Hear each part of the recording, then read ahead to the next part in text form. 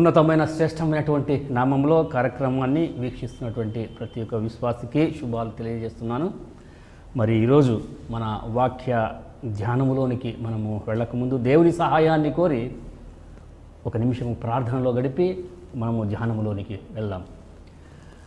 మమ్మల్ని మిక్కిలిగా ప్రేమిస్తున్నటువంటి మా ప్రియ పరలోకపు తండ్రి, మీకు స్తోత్రాలు, వందనాలు తండ్రి. ఈ విధంగా మరొకసారి నీ వాక్య ధ్యానములోనికి మమ్మల్ని తండ్రి నడిపించిన రీతిని బట్టి స్తోత్రాలు తండ్రి. వాక్యము వినుచున్న బిడల యొక్క హృదయాలను మీరు సిద్ధపరచుమని, భద్రపరచుమని వేడుకొంచుతున్నాను నాయన.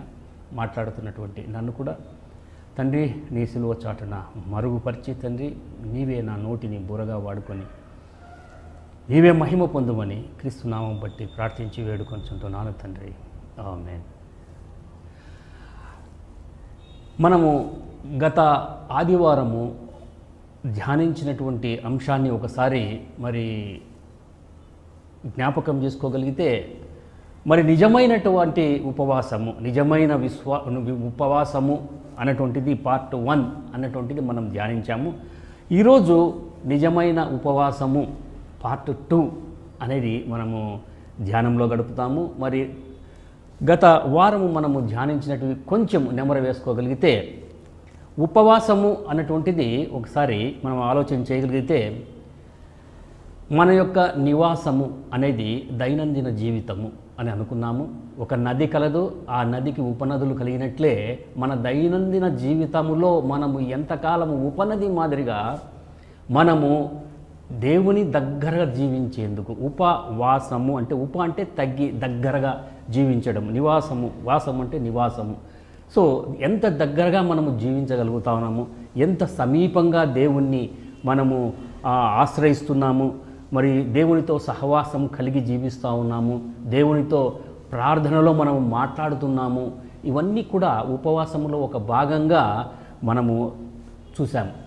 మరి అంత మాత్రం కాకుండా ఇంకొక విషయాన్ని కూడా మనము జ్ఞాపకం చేసుకున్నాము. ఉపవాసం అంటే ఆహారం తినకుండా ఉండటమే ఉపవాసము అని అనుకుంటాము. కానీ ఉపవాసానికి మరి ఆహారముకు అంటే తిండికి ఏమాత్రము సంబంధము లేదు అన్నటువంటిది కూడా మనము ఆలోచన చేయగలిగాం. ఉపవాస ప్రార్థన లేకుండా ఉపవాసము అనేది లేదు. దేవునికి దగ్గరగా మనకు వెళుతున్నప్పుడు ప్రార్థన అనేది దేవునితో మాట్లాడినాము. కాబట్టి ఈ ఉపవాసములో మనము ప్రార్థనా జీవితము కలిగి ఉండాలి అన్నటువంటిది కూడా మనము ఆలోచన చేశాం. మరి ఈ వారము ఉపవాసాన్ని గురించి ఇంకా కొంతమంది భక్తులు ఏమని బోధిస్తూ ఉంటారంటే, దాని ఒక్కొక్క అక్షరాన్ని కూడా తీసుకొని బోధిస్తూ ఉంటారు. ఉపవాసములో ఊ అంటే తను ఉపేక్షించుకొని, మరి పా అంటే పరీక్షించుకొని, వా అంటే వాక్యము, సా అంటే సందేశముతో, ము అంటే ముందుకు సాగుట. ఉపవాసము అంటే తాను ఉపేక్షించుకొని పరీక్షించుకొని వాక్య సందేశముతో ముందుకు సాగుటయే ఉపవాసము అని కొంతమంది దీన్ని నిర్వచనంగా కూడా చెబుతూ ఉంటారు. మనము ఇంతకుముందు అనుకున్న విధంగా ఆహారము మానివేయడము ఉపవాసము అన్న పద్ధతిలో చాలామంది క్రైస్తవులు ఉంటారు. కానీ మనకంటే మరి కఠోరమైనటువంటి నిరాహార దీక్షలు చేసేటువంటి క్రైస్తవేతరులు కూడా ఉంటారు అనేది కూడా మనం చూసాము. అంటే వారు ఏదో సాధించుకోవాలని చెప్పి కఠోరమైనటువంటి దీక్షలు చేస్తూ, నిరాహార దీక్షలు చేస్తూ వారు కూడా వారి కోరికల సాధన కోసం ఉపవాసాలు ఉంటారు. అది కూడా ఉపవాసమేనా అని కూడా మనం అనుకుంటాము. మరి అంత మాత్రం కాకుండా మామూలుగా ప్రార్థన చేస్తే మరి దానికంటే మరి మనం భోంచేసి ప్రార్థన చేసేదానికంటే మరి ఉపవాసం ఉండి ప్రార్థన చేస్తే దేవుడు దానికి వెయిటేజ్ ఎక్కువ ఇస్తాడు. మరి దేవుడు కరిగిపోతాడు, దేవుడు మన భక్తిని చూసి మెచ్చుకుంటాడు, దేవునికి ఇటువంటి ఉపవాసము నచ్చుతుంది అన్నటువంటి అవగాహనలు అంటే ఆలోచన చేస్తూ కొంతమంది కూడా ఉంటారు అని మనం అనుకున్నాం. మరి ఈ రోజుల్లో మనము ఎన్నో ఉపవాస కూడికలు, మరి సంపూర్ణ రాత్రి ఉపవాస ప్రార్థనలు, ఇటువంటివన్నీ కూడా మనం కూడా అటెండ్ అవుతూ ఉంటాము. మరి ఇవన్నీ కూడా మనం ఆలోచన చేయగలిగితే, మనము సంతోషములో ఉన్నప్పుడు, సంతోషంగా మనం ఉన్నప్పుడు, మన ఇంటి పాదంతా కూడా మొత్తం సంతోషములో ఉన్నప్పుడు ఉపవాసమును గురించి ఎవరు ఆలోచన చేయరు అన్నటువంటి విషయాన్ని కూడా మనం జ్ఞాపకం చేసుకున్నాం. అంటే దుఃఖంగా ఉన్నప్పుడు మాత్రమే, మరి కష్టాల్లో ఉన్నప్పుడు, వేదనలలో ఉన్నప్పుడు, మరి కుటుంబంలో సమాధానము లేనప్పుడు, మరి ఎక్కడైనా ప్రమాదము పొంచి ఉన్నప్పుడు, మరి అప్పులలో ఉన్నప్పుడు, బాధలలో ఉన్నప్పుడు మాత్రమే మరి దేవునికి ప్రార్థన చేయాలి. మరి కన్నీటి ప్రార్థన చేయాలి. మామూలు ప్రార్థన కంటే కన్నీటి ప్రార్థన కొంచెం వెయిట్ ఉంటుంది, దానికంటే వెయిట్ ఉన్నది ఇంకా ఉపవాస ప్రార్థనలు చేస్తే దేవుడు మరి మెచ్చుకుంటాడు, మరి దేవునికి నచ్చుతుంది, దేవుడు సంతోషిస్తాడు అన్నటువంటి మరి అవగాహన. అంటే వారు కూడా ఇట్లా ఆలోచన చేస్తూ ఉంటారు. కానీ బైబిల్లో మనము ఆలోచన చేయగలిగితే ఎన్నో రకాల ఉపవాసాలను మనము బైబిల్ గ్రంథంలో చూడగలుగుతాం. ఎంతోమంది ఉపవాసాలు చేశారు. మరి వారిని కూడా మనము జ్ఞాపకం చేసుకుంటే మనము ఏ ఉపవాసము చేయాలి అన్నటువంటి ఒక అవగాహన అయితే ఉంటుంది. ఇవన్నీ కూడా బైబిల్లో ఈ కష్టాలు వచ్చినప్పుడు, మరి మీరు వేదనలో, దుఃఖములో, బాధలో కృషించిపోయినప్పుడు, అనారోగ్యంగా ఉన్నప్పుడు, మరి దిక్కుతోచని పరిస్థితుల్లో ఉన్నప్పుడు, సహాయము ఎక్కడి నుంచి రానప్పుడు మీరు ఉపవాసము చేస్తే దేవుడు మీ ప్రార్థన వింటాడు. లేకపోతే నేను వింటానని దేవుడే స్వయంగా ఎక్కడ కూడా బైబిల్ గ్రంథములో మనకు ఇటువంటి వాక్యాలు కానీ కనిపించవు. మనకు దేవుడు ఎప్పుడు కూడా మీరు దుఃఖములో ఉన్నప్పుడు ఉపవాసం ఉండి ప్రార్థన చేయండి, నేను మీకు ఇస్తానన్నీ కూడా అని ఎక్కడ కూడా దేవుడు చెప్పినట్లుగా మనం చూస్తాం. కానీ ఎక్కడైనా దేవుడు మీరు ఒక దుఃఖ దినాన్ని ఏర్పాటు చేసుకోండి అని మనకు చెప్పాడా అని అంటే మనం జ్ఞాపకం కూడా చేసుకున్నాము. లేవియా కాండము 16వ అధ్యాయము 29, 30, 31 వచనాలు మనము గడిచినటువంటి మరి అంశములో మనము ధ్యానించాము. మరి మరొకసారి జ్ఞాపకం చేసుకుందాము. లేవియా కాండం 16వ అధ్యాయము 29వ వచనంలో, ఇది మీకు నిత్యమైన కట్టడ, స్వదేశులుగానే మీ మధ్య ఉండు పరదేశులు కానీ మీరందరూ 7వ నెల 10వ నాడు ఏ పని అయినను చేయక మిమ్మును మీరు దుఃఖపరచుకొనవలెను. మీరు దుఃఖపరచుకోవాలి. ఎందుకు దుఃఖపరచుకోవాలి? ఆ దినాన 7వ నెల 10వ తేదీన ప్రతి సంవత్సరము, ప్రతి ఏటా మీరు చేయాలి. ఇది దుఃఖపరచుకోవాలి. ఎందుకు దుఃఖపరచుకోవాలి? మన పరిస్థితులను బట్ట, మనకు సంతోషకరమైన జీవితం లేదనా, లేకపోతే మనం బాధల్లో, కష్టాల్లో, నష్టాల్లో, వేదనలో, అనారోగ్యంతో కృంగిపోతున్నామని, కృంగుదలలో ఉన్నామని మరి దుఃఖపడాలా? కానీ దేవుడు ఎందుకు దుఃఖపడమంటున్నాడు అని అంటే 30వ వచనములో, ఏలయనగా ఎందుకు దుఃఖపడాలంటే, మీరు యెహోవా సన్నిధిని మీ సమస్త పాపముల నుండి పవిత్రులగినట్లు, ఆ దినమున మిమ్మల్ని పవిత్రపరచునట్లు మీ నిమిత్తము ప్రాయశ్చిత్తము చేయబడెను. అంటే మీరు ఎందుకు దుఃఖాన్ని సలపాలి అని అంటే, మీ పాపాలను గుర్తు చేసుకొని మాకు ప్రాయశ్చిత్తము ఆయన చేశాడు, మా పాపముల నుంచి ఆయన మాకు విడుదల కలిగించాడు అన్నటువంటి గత జీవితాన్ని మీరు జ్ఞాపకం చేసుకోండి. గతాన్ని మీరు జ్ఞాపకం చేసుకోకుండా పోతే మీ భవిష్యత్తు మీకుండదు, మర్చిపోతారు మీరు. కాబట్టి మీరు జ్ఞాపకం చేసుకోవాలి. ఏమని? మా పాపములకు ప్రాయశ్చిత్తం ఆయన చేశాడు, మమ్మల్ని విడుదల చేశాడు అన్నటువంటిది మీరు ఎప్పుడు జ్ఞాపకం చేసుకొని ఆ దుఃఖ దినమున మీరు దేవుని సన్నిధానికి ప్రాయశ్చిత్తముతో రావాలి అనేది 30వ వచనంలో మనం చూస్తున్నాం. 31వ వచనంలో, ఇది మీకు మహావిశ్రాంతి దినము, మిమ్మును మీరు దుఃఖపరచుకొనవలెను, ఇది నిత్యమైనటువంటి కట్టడ అన్నటువంటిది మనము చూస్తున్నాం. దేవుడు కోరుకుంటున్నటువంటి ఉపవాసము లేకపోతే దుఃఖ దినము అన్నటువంటిది ఇశ్రాయేలీయులకు మొట్టమొదటిసారిగా ఇచ్చినట్లుగా మనం చూస్తూ ఉన్నాము. ప్రతి సంవత్సరం, ప్రతి ఏటా 7వ నెల 10వ దినమున ఈ విధంగా దుఃఖపరచుకోవాలి మిమ్మల్ని. ఆ దుఃఖ దినం అది మహావిశ్రాంతి దినం. ఎందుకంటే ఏ పని చేయకూడదు, మీరు మీ పాపాలను జ్ఞాపకం చేసుకోండి, ఏ విధంగా ప్రాయశ్చిత్తము మీరు పొందారో అది జ్ఞాపకం చేసుకోవాలి అని దేవుడు నిత్యమైనటువంటి కట్టడగా వారికి ఏర్పాటు చేసినట్లుగా మనం వాక్యంలో చూస్తూ ఉన్నాం. మరి బైబిల్ గ్రంథంలో కొంతమంది భక్తులు ఉపవాసాలు ఉన్నట్లుగా మనం చూస్తాం. కొంతమంది ఆయా భక్తులు ఉపవాసం చేశారు కాబట్టి మనం కూడా ఉపవాసం చేయాలి అన్నటువంటి మరి ఆలోచన కలిగి ఉంటారు. మరి ఆ భక్తులు మనం జ్ఞాపకం చేసుకుంటే ఎందుకు ఉపవాసం చేశారు, వాళ్ళు దేన్ని ఆశించి ఉపవాసం చేశారు, దేన్ని సాధించాలని వారు ఉపవాసం చేశారు, దేనికోసం వారు ఉపవాసం చేశారు, ఆ దీక్ష ఎందుకు వారు చేశారు అని కొన్ని సంఘటనలను మనము జ్ఞాపకం చేసుకోగలిగితే మనము ఎందుకు ఉపవాసము చేయాలో, ఎలా చేయాలో అనేది మనకు అర్థమవుతుంది. కానీ మనము ఏ సంఘటనను చూసినా కూడా మన మెయిన్ పాయింట్ మన పాపముల నిమిత్తము ప్రాయశ్చిత్తార్థమై జ్ఞాపకం చేసుకొని ప్రతి ఒక్క సంవత్సరం 7వ నెల 10వ తేదీన మీరు ఆ దుఃఖ దినాన్ని సలపాలి అన్నటువంటిది పాయింట్ మీదే మన దృష్టిని కేంద్రీకరించాలి. అది కోరుకుంటున్నాడు దేవుడు అనేదే మన మైండ్లో ఎప్పుడు కూడా ఉండగలిగితే మన అంశంలో, మన ధ్యానంలో కొంచెము మనము ఆధ్యాత్మికంగా బలపడేటువంటి అవకాశం ఉంది అని నేను మనవి చేస్తూ ఉన్నాను. మరి ఒక సంఘటన మనం జ్ఞాపకం చేసుకుంటే సమూయేలు మొదటి గ్రంథము 31వ అధ్యాయములో సంఘటన నేను చెబుతున్నాను. మరి ఫిలిష్తీయులతో యుద్ధము చేసేటప్పుడు సౌలు 3 కుమారులు కూడా చంపబడతారు. చాలా నీచంగా వారి శిరచ్ఛేదనం చేసి మరి వారి తలను, సౌలు తలనైతే వారి ఊళ్ళంతా కూడా తిప్పుతూ మరి అవమానము చేసినట్లుగా ఆ సంఘటన మనం చూస్తాం.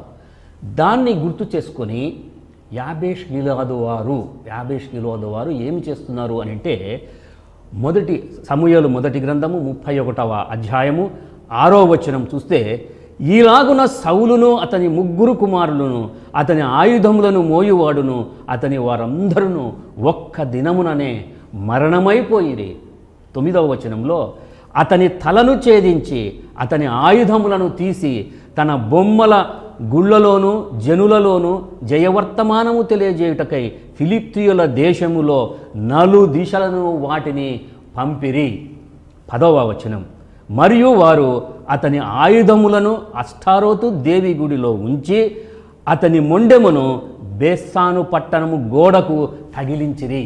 11వ వచనం, అయితే ఫిలిష్తీయులు సౌలుకు చేసిన దాని గురించిన వార్త యాబేష్ గిలాదు వారు విని, ఈ విషయాన్ని యాబేష్ గిలాదు అన్నట్టు ప్రాంతంలో ఉన్నటువంటి వారు విని వారు ఏం చేస్తున్నారు అని అంటే 12వ వచనంలో, బలశాలులందరూ లేచి, వాళ్ళల్లో బలము కలిగినటువంటి యుద్ధ శూరులు వీరులు వారందరూ కూడా లేచి రాత్రి అంతా నడిచి సౌలు మొండెమును అతని కుమారుల కళేబరములను బేత్సాను పట్టణపు గోడ మీద నుండి దించి యాబేషునకు తిరిగి వచ్చి వాటిని దహనము చేసి, తర్వాత ఏం చేశారు వాళ్ళు, వారి శల్యములను తీసి యాబేషులోని పిచుల వృక్షము క్రింద పాతిపెట్టి 7 దినములు ఉపవాసముండిరి. ఎందుకు ఈ యాబేష్ గిలాదు వారు 7 దినాలు ఉపవాసము ఉన్నారు అని అంటే, వారు మన మెయిన్ పాయింట్ పాపాల నిమిత్తం ప్రాయశ్చిత్తము పొంది పాపాల నిమిత్తం బాధపడుతూ దుఃఖపడుతూ చేసినటువంటి ఉపవాసం కాదు ఇది. వారికి సౌలు మీద వారి కుమారుల మీద ఉన్నటువంటి అభిమానము, ప్రేమ, మరి వాత్సల్యం, వారితో ఉన్నటువంటి అనుబంధాన్ని బట్టి అయ్యో వీరు మా ఆప్తులు, వీరందరూ చనిపోయారే అని వారు వాళ్ళంతకు వారే ఫీల్ అయ్యి మరి వారు దుఃఖపడుతూ మరి ఉపవాసం ఉన్నట్లుగా చూస్తాము. కానీ ఇది వారి పాపాల నిమిత్తము ప్రాయశ్చిత్తముగా అర్థము వారు చేసినటువంటి ఉపవాసము ఏమాత్రము కాదని మనకు అర్థమవుతుంది. ఆ విధంగానే దావీదు మహారాజు కూడా ఇదే కారణాన్ని బట్టి మనం ఆలోచన చేయగలిగితే, యోనాతాను మరి దావీదుకు స్నేహితుడు, అత్యంత సన్నిహితమైనటువంటి స్నేహితుడు, హృదయానుసారులు ఇద్దరు కూడా. మరి యోనాతాన్ అయితే వాళ్ళ తండ్రి సౌలు ఏ కార్యాలు చేస్తాడో అవన్నీ కూడా మరి దావీదుకు తెలియజేస్తూ ఉంటాడు మొత్తం. మరి దావీదును బలపరిచినటువంటి వాడు, దావీదుకు సహాయము చేసినటువంటి వాడు యోనాతాన్. వారిద్దరికి మంచి అనుబంధము, మంచి పూరితమైనటువంటి సంబంధాలు వాళ్ళకున్నాయి. మరి సౌలును చంపేటువంటి మరి అవకాశం వచ్చినా కూడా దావీదు ఎప్పుడు కూడా సౌలును చంపడు. అభిషేకింపబడినటువంటి వాడిని నేను చంపను అని ఒక ప్రతిజ్ఞ. అంటే ఆయనకున్నటువంటి భయము, భక్తి, దేవుని అభిషేకించినటువంటి వారిని చంపకూడదు అన్నటువంటి ఆ భయముతో ఆయన చంపను కూడా చంపడు. మరి ఈ యుద్ధములో ఫిలిష్తీయులు ఈ విధంగా చంపేశారన్న వార్త వింటనే సమూయేలు 2వ గ్రంథము 1వ అధ్యాయము 2 నుంచి మనము కొన్ని వచనాలు మాత్రం జ్ఞాపకం చేసుకుందాము. సమూయేలు 2వ గ్రంథము 1వ అధ్యాయము 2వ వచనము. 3వ దినమున బట్టలు చుంపుకొని తన తల మీద బుగ్గి వేసుకొని ఒకడు సౌలు నొద్దకు దండులో నుండి వచ్చెను. జరిగిన సంగతులేవో నాతో చెప్పుమని దావీదు సెలవీయగా వాడు, జనులు యుద్ధమందు నిలవలేక పారిపోయిరి, అనేకులు పడి చచ్చిరి, సౌలును అతని కుమారుడైన యోనాతానును మరణమైరి అనెను. దావీదు ఆ వార్త విని తన వస్త్రములు చింపుకొనెను. అతని యొద్దనున్న వారందరూ ఆ విధంగానే చేసిరి. సౌలును యోనాతానును యెహోవా జనులను ఇశ్రాయేలుల ఇంటి వారందరూ యుద్ధములో కూలిరని వారిని గూర్చి దుఃఖపడుచు ఏడ్చుచు సాయంకాలము వరకు వారు ఉపవాసం ఉండిరి. ఎందుకు ఉపవాసం ఉన్నారు? వీరు కూడా సౌలు కుమారులు చనిపోయారే అని దావీదు మహారాజు బట్టలు చింపుకొని మరి ఆ రోజు ఉపవాసం ఉన్నట్లుగా చూస్తాం. కానీ పాపాల నిమిత్తము ప్రాయశ్చిత్తార్థమే ఈ ఉపవాసము దావీదు మహారాజు చేయలేదు అన్నటువంటిది మనం చూస్తాం. ఆ విధంగానే దావీదు అబ్నేరు అన్నటువంటి ఒక సైన్యాధిపతి, చాలా ప్రేమించినటువంటి సైన్యాధిపతి అబ్నేరును మరి యోవాబు వీరు కలిసి చంపేస్తారు కుట్ర పన్ని. మరి ఆ విషయాన్ని దావీదు తెలుసుకున్నప్పుడు దావీదు సమూయేలు 2వ గ్రంథం 3వ అధ్యాయము 31వ వచనంలో ఈ విధంగా ఉంటుంది. దావీదు మీ బట్టలు చింపుకొని గోనె పట్ట కట్టుకొని అబ్నేరు శవమునకు ముందు నడుచుచూ ప్రలాపము చేయుడని యోవాబునకును అతనితోనున్న వారి అందరికీ ఆజ్ఞ ఇచ్చెను. కారణం ఏంటంటే వీళ్ళే చంపింది, వీరే కుట్ర పన్ని మరి అబ్నేరును చంపింటారు. కాబట్టి రాజును స్వయముగా పాడ వెంట నడిచెను. వారు అబ్నేరును హెబ్రోనులో పాతిపెట్టగా రాజు అబ్నేరు సమాధి దగ్గర ఎలుగెత్తి ఏడ్చెను. జనులందరూ ఏడ్చిరి. ఇంకా వెలుగున్నప్పుడు జనులు దావీదు నొద్దకు వచ్చి భోజనము చేయమని అతని బతిమాలగా దావీదు ప్రమాణము చేసి, సూర్యుడు అస్తమించు వరకు ఆహారం ఏమైనను నేను రుచి చూచిన ఎడల దేవుడు నాకు గొప్ప అపాయము కలగజేయును గాక అని అన్నట్లుగా మనం చూస్తాం. ఇక్కడ కూడా దావీదు సైన్యాధిపతి అయినటువంటి అబ్నేరు చనిపోవడాన్ని ఆయన జీర్ణించుకోలేక బాధపడుతూ మరి ఆయన కోసము ఉపవాసం ఉన్నట్లుగా చూస్తాం. ఇది కూడా ఎవరో చనిపోయారు అన్నటువంటి బాధలో చేసినటువంటి ఉపవాసమే కానీ అది బాధపరుచుకున్నారు కానీ దుఃఖపడ్డారు కానీ దేవుడు చెప్పినటువంటి దుఃఖ దినము ఇది కాదు అని మనం గ్రహించాలి. మరి ఆ విధంగానే యెహోవా ఊరియా భార్య విషయంలో మరి దావీదు సంతానమును మరి మోతినట్లుగా మనం చూస్తాం. మరి సమూయేలు 2వ గ్రంథము 12వ అధ్యాయము 16-17 మనం చూస్తే యెహోవా ఊరియా భార్య దావీదునకు కనిన బిడ్డను మొత్తినందున అది బహు జబ్బుపడెను. అప్పుడు దావీదు ఉపవాసం ఉండి లోపలికి పోయి రాత్రి అంతయు నేలపడి ఉండి బిడ్డ కొరకు దేవుని బతిమాలగా ఇంటిలో ఎన్నికైన వారు లేచి అతనిని నేల నుండి లేవనెత్తుటకు వచ్చిరి. కానీ అతడు సమ్మతింపక వారితో కూడా భోజనము చేయక ఉండెను. ఆ విధంగా దావీదు 7 దినములు ఉపవాసం ఉండి బిడ్డ కోసము ప్రార్థిస్తాడు. దేవా మొత్తద్దు దేవా అని ప్రార్థిస్తాడు. కానీ దేవుడు ఈ ఉపవాస ప్రార్థనను అసలు లెక్కే చేయలేదు అన్నటువంటి విషయాన్ని కూడా మనము గుర్తించాలి. దావీదు కూడా చేశాడు ఉపవాసము 7 రోజులు, అంగలార్చాడు. మరి దేవుడైతే ఆయన ఉపవాసాన్ని అసలు లెక్క చేయలేదు. బిడ్డను మొత్తితే బిడ్డ చనిపోయినట్లుగా మనము చూస్తున్నాం.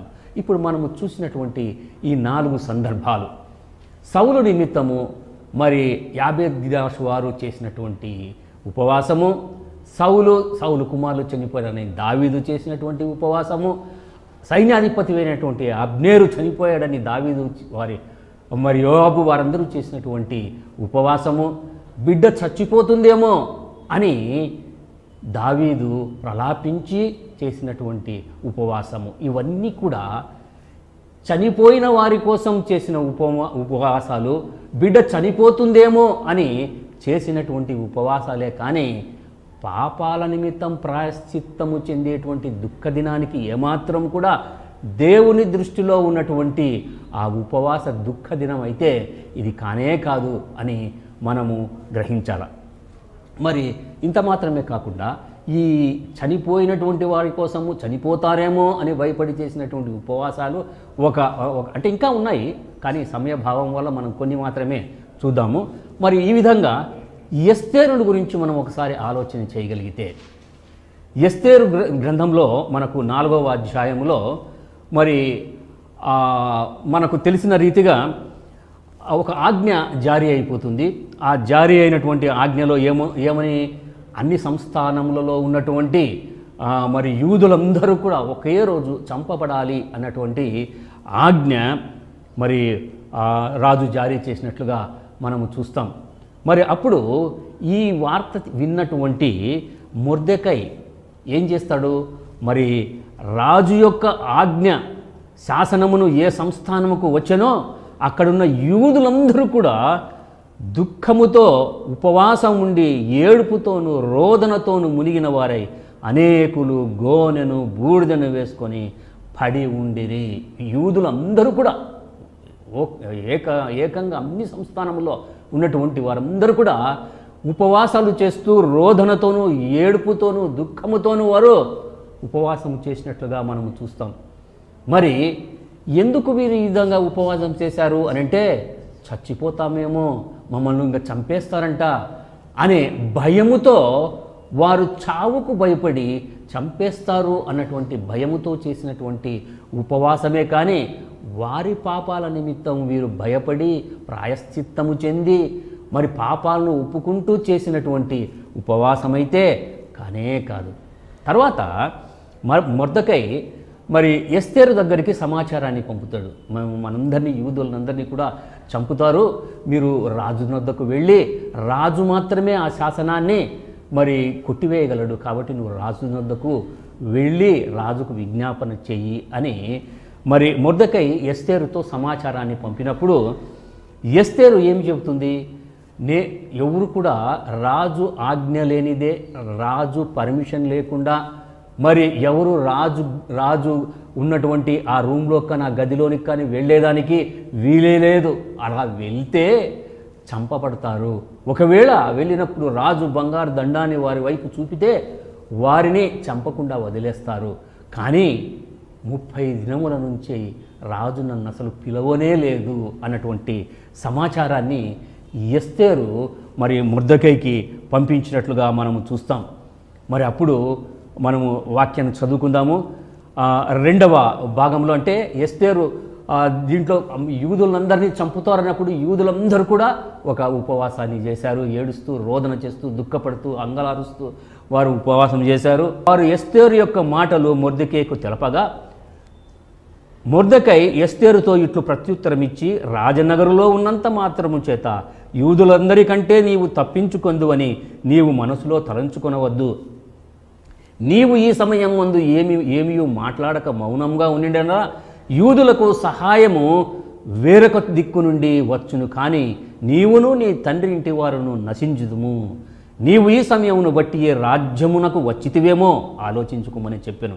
అప్పుడు ఎస్తేరు మొర్దెకైతో మరలా ఇట్లా నేను వెళ్తాను, నేను చనిపోతే చనిపోతాను, నేను ఒక్కతాన్ని చనిపోతే చనిపోతాను, కాబట్టి యూదులందరి పక్షంగా నేను రాజు దగ్గరికి వెళ్తున్నాను, ఒకవేళ చంపబడితే చంపబడతాను, కాబట్టి మీరు అందరూ కూడా షూషానునందు కనబడిన యూదులందరినీ సమాజ మందిరముకు సమకూర్చి నా నిమిత్తము ఉపవాసం ఉండి 3 దినములు అన్నపానములు ఏది కూడా పుచ్చుకోకుండా ఉండండి. నేను, నా చెలికత్తలు అందరూ కూడా మేము కూడా ఉపవాసం ఉంటాము అన్నటువంటిది వార్త మరి మొర్దెకైకి ఎస్తేరు మరి చెప్పినట్లుగా చూస్తాము. మరి అటువలే మొర్దెకై బయలుదేరి ఎస్తేరు తనకు ఆజ్ఞాపించిందంతా కూడా చేస్తాడు అన్నటువంటిది మనం చూస్తాం. ఈ సంఘటనలో మనం ఆలోచన చేయగలిగితే యూదులేమో చచ్చిపోతామేమో అనేటువంటి ఒక భయముతో మరి ఉపవాసం చేశారు. మరి ఎస్తేరు కూడా నేను చంపబడతానేమో, మీరందరూ నా గురించి కూడా మరి ఆ ఉపవాసం ఉండండి అని చెప్పినట్లుగా మనం చూస్తాం. ఈ సంఘటన దీంట్లో కూడా ఎక్కడ కూడా పాపాల నిమిత్తం ప్రాయశ్చిత్తార్థము వారు చేసినటువంటి ఉపవాసం అయితే కానే కాదు. దేవుడు కోరుకున్న దుఃఖ దినము ఇది కానే కాదు అని మనము తెలుసుకోవాల్సినటువంటి విషయం. మరి ఆ విధంగానే యోనా మనము నినెవే పట్టణాన్ని గురించి ఆయన ఒక దిన ప్రయాణం అంతా చేసి మరి ఇక 40 రోజుల్లో ఈ పట్టణం అంతా నాశనమైపోతుంది. యెహోవా సెలవిచ్చిన ఆజ్ఞ ప్రకారము నీనేవే పట్టణమునకు పోయెను. నీనేవే పట్టణము దేవుని దృష్టికి గొప్పదై 3 దినముల ప్రయాణం అంత పరిమాణం గల పట్టణము. యోనా ఆ పట్టణములో ఒక దిన ప్రయాణం అంతా దూరం సంచరించుచు ఇక 40 దినములకు నీనేవే పట్టణం నాశనమగునని ప్రకటన చేయగా, నీనేవే పట్టణపు వారు దేవుని యందు విశ్వాసముంచి ఉపవాస దినము చాటించి ఘనులేమి అల్పులేమి అందరూ గోనె పట్ట కట్టుకొని వారు ఉపవాసము చేసినట్లుగా చూస్తాము. ఆ సంగతి నినెవే రాజునకు వినబడినప్పుడు అతడు కూడా సింహాసనమును దిగి తన రాజవస్త్రములన్నీ కూడా తీసివేసి గోనె పట్ట కట్టుకొని మరి బూడిదలో కూర్చొని ఆయన ఉపవాసం ఉండి ప్రార్థన చేసినట్లుగా మనము చూస్తాము. ఈ సంఘటనలో కూడా నినెవే పట్టణస్థులు ప్రమాదం వస్తూ ఉంది, మనమంతా నాశనమైపోతాము మరి అనే భయముతో చేసినటువంటి ఉపవాసమే. కానీ ఒకవేళ యోనా మీరు పాపములను నిమిత్తము ప్రాయశ్చిత్తము పొందుటకు ఉపవాసము చేయుడి, మీ పాపములను పరిహరించుకోండి అని ఒకవేళ చెప్పింటే నినెవే పట్టణస్థులు మరి ఈ ప్రజలు ఈ విధంగా మరి ఉపవాసం చేసేవారు కాదు అసలు. మరి వారు భయాన్ని పొందినారు, ఎందుకంటే నాశనం అయిపోతున్నాం మేము అనేటువంటి భయముతో నినెవే పట్టణస్థులు ఉపవాసం చేశారే కానీ దేవుడు ఏర్పాటు చేసిన దుఃఖ దినాన్ని గురించి అసలు వీళ్ళకు ఆలోచనే లేనట్లుగా మనం చూస్తాం. పారసీక రాజైన కోరేషు పరిపాలనలో 3వ సంవత్సరం బెల్తెషాజరు దానియేలుకు ఒక సంగతి కనబరిచింది. గొప్ప యుద్ధము జరగబోతోందని దానియేలుకు మరి దర్శనం వచ్చినప్పుడు దానియేలు మూడు వారములు దుఃఖ ప్రాప్తుడై అన్నము ఆహారం ఏమీ తీసుకోకుండా ఆయన గడిపినట్లుగా మనం చూస్తాం. మరి అంత మాత్రమే కాకుండా మనము ఈ దానియేలును మరి సింహపు బోనులో దర్యావేషు వేసినప్పుడు అది అనివార్య కారణాల వల్ల ఆయన ఏమీ చేయలేని పరిస్థితి వల్ల ఆయనే శాసనాన్ని రాశాడు కాబట్టి ఆ శాసనాన్ని అమలు చేయాలి కాబట్టి విధి లేని పరిస్థితుల్లో దానియేలును సింహపు బోనులో వేస్తాడు. కానీ మరి ఆయన రాత్రంతా కూడా ఉపవాసం ఉండి ప్రలాపిస్తూ మరి ఆయన ప్రార్థన చేస్తూ మరి దానియేలు మీద ఉన్నటువంటి ప్రేమ కొలది, దానియేలుతో ఆయనకున్నటువంటి అనుబంధం కొద్దీ ఆయన ఉపవాసం ఉండి ప్రలాపించినట్లుగా రాత్రంతా కూడా దుఃఖాక్రాంతుడైనట్లుగా మనము చూస్తాం. మరి ఈయన కూడా అన్యుడు. మరి ఈ అన్యుడు దానియేలు కొరకు మరి ఆయన అన్నపానాలు మానేసేసి మరి ఉపవాసం ఉన్నట్లుగా మనం చూస్తాం. మరి వీరందరూ కూడా కారణాలు ఏవేవైనా కూడా దేవుడు లేవియాకాండము 16వ అధ్యాయములో ప్రతి సంవత్సరము 7వ నెల 10వ దినమున మీరు దుఃఖము సల్పుడే, ఇది నిత్యమైనటువంటి కట్టడ, మీ గత జీవితాన్ని మీరు జ్ఞాపకం చేసుకోండి, మీ పాపముల నుంచి మీరు ఏ విధంగా ప్రాయశ్చిత్తము పొందారో చూడండి, మీ పాపముల నిమిత్తము మీరు దుఃఖపడండి అన్నటువంటి పాయింట్కి ఎక్కడ కూడా ఈ ఉపవాసాలన్నీ కూడా మనకు తారసపడలేదు. ఇంతవరకు మనం ధ్యానించినటువంటి మరి నిజమైనటువంటి ఉపవాసము అన్నటువంటి 2వ భాగంలో చనిపోయారు అన్నటువంటి వారిని గురించి మనం ఆలోచన చేశాము. చనిపోయిన వారిని గురించి బాధపడుతూ ఉపవాసము, బిడ్డ చనిపోతుందేమో అని బాధపడుతూ దావీదు చేసిన ఉపవాసము, ప్రమాదాల కోసం భయపడి మేము చచ్చిపోతామేమో ఇంకా మరి ప్రమాదం పొంచి ఉంది కదా అని చేసినటువంటి ఉపవాసాలు ఇవన్నీ కూడా దేవుడు మరి ఏర్పాటు చేసిన దుఃఖ దినానికి ఏవి కూడా మరి ఇవి సరిపోవు అన్నటువంటిది మనం జ్ఞాపకం చేసుకోవాలి. మన జీవితాల్లో కూడా మనకు ఎన్నో కష్టాలు, నష్టాలు, బాధలు, వ్యాధులు, మన ఇంట్లో కూడా చాలామంది చనిపోవచ్చు, మన ఇంటిలోనే ఎవరైనా ఆప్తులు చనిపోవచ్చు, మన బంధువులలో ఎవరైనా చనిపోవచ్చు, మిత్రులు ఎవరైనా చనిపోవచ్చు. వారి కోసము మరి సమాధి కార్యక్రమాలు ఇవన్నీ అయిపోయిన తర్వాత మనం కూడా దుఃఖంతో మరి ఉపవాసం ఉండొచ్చు. మరి ఆ విధమైనటువంటి ఈరోజు మనం వినేటువంటి వాక్యము నెక్స్ట్ ఆదివారం రోజు మనము నిజమైన ఉపవాసము అన్నటువంటి దాంట్లో బైబిల్ గ్రంథంలో నిజంగా ఎవరు ఉపవాసం చేశారు అన్నటువంటి కొన్ని భక్తుల జీవితాలు మనం ధ్యానించేటువంటి ప్రయత్నంలో నిజమైన ఉపవాసము 3వ భాగము పార్ట్ 3 అన్నటువంటిది నెక్స్ట్ వీక్ మనము ధ్యానించుకునే ప్రయత్నం చేద్దాము. ఆ విధమైన కృప మనందరికీ దేవుడు దయచేయునుగాక. తండ్రి కుమార పరిశుద్ధాత్ముడైన త్రియేక దేవుని దీవెనలు మనకు ఇప్పుడు ఎల్లప్పుడూ సదాకాలము తోడై ఉండి నడిపించునుగాక. ఆమేన్.